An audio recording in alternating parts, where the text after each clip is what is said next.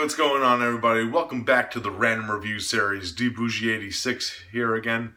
The film I got for you guys today is a documentary that was released this year through MVD Visual. Of course, MVD has released tons of interesting and cool documentaries, especially on the subject of punk rock in the past. And this one is no exception, and that is Sad Vacation, The Last Days of Sid and Nancy. Yes.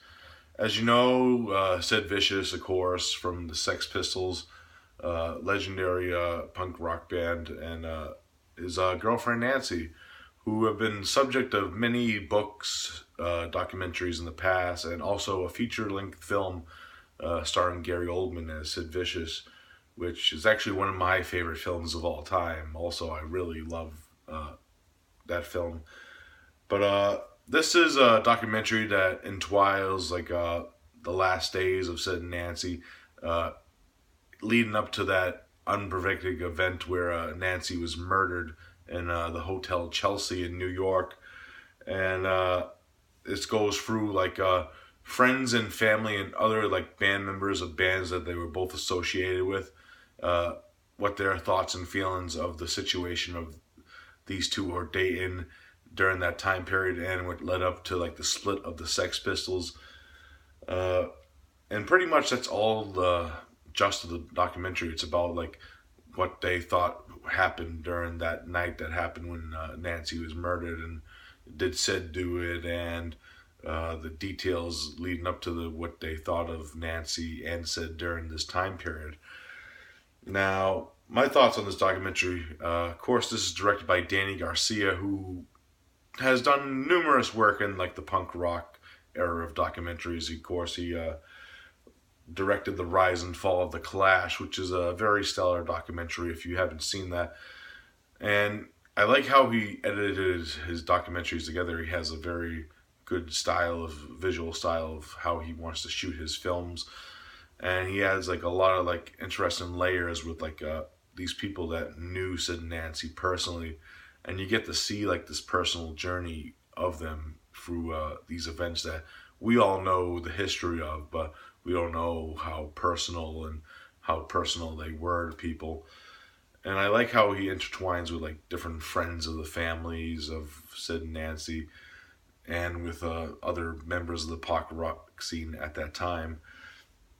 Now, the thing that justifies this documentary for me is you get to see them as people in some of the interviews that we intertwine with friends of Nancy and what she was about before she went and met Sid Vicious and what she did. And it's a very sad story of this young woman who had no friends and wanted what she wanted and the way she was, and being on drugs, and they both were on drugs, but it really escalated once they got together. And it's a very sad story when you look at it through that perspective of being a drug addict. Myself, I never really dabbled in drugs myself, per se. I did smoke pot or, the usual, drink too.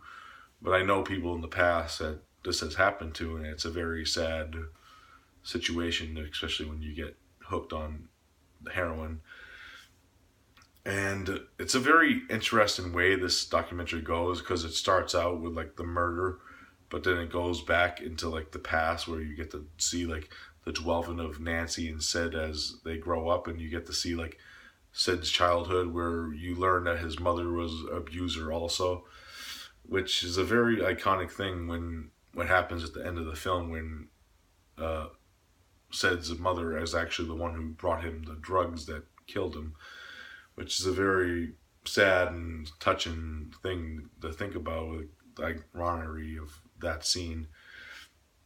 But yeah, very stellar documentary, I have to say. If you're a fan of Sid Vicious and this story and this Romeo and Juliet tale of punk rock, it's one that's been told before, but this one has a more personal depth and journey, because it delves into people that actually knew them. And it's very touching when you hear their thoughts on the things, and there's different perspectives of these people as when the interviews were twined.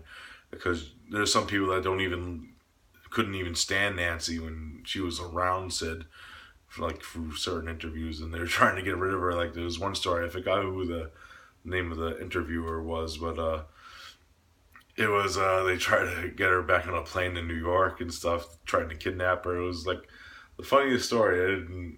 It's just funny that that happened and stuff.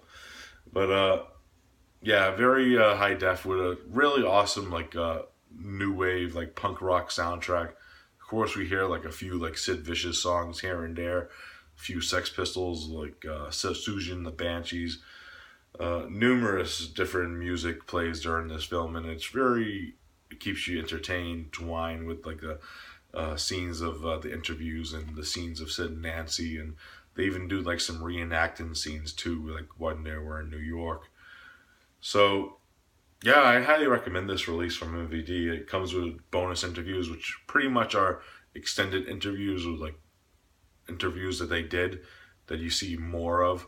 Comes with a music video from the Heartbreakers, who did a song for the soundtrack, and it comes with like trailers and stuff like that, usual like for the film. But the coolest thing about this is it actually came with like this poster.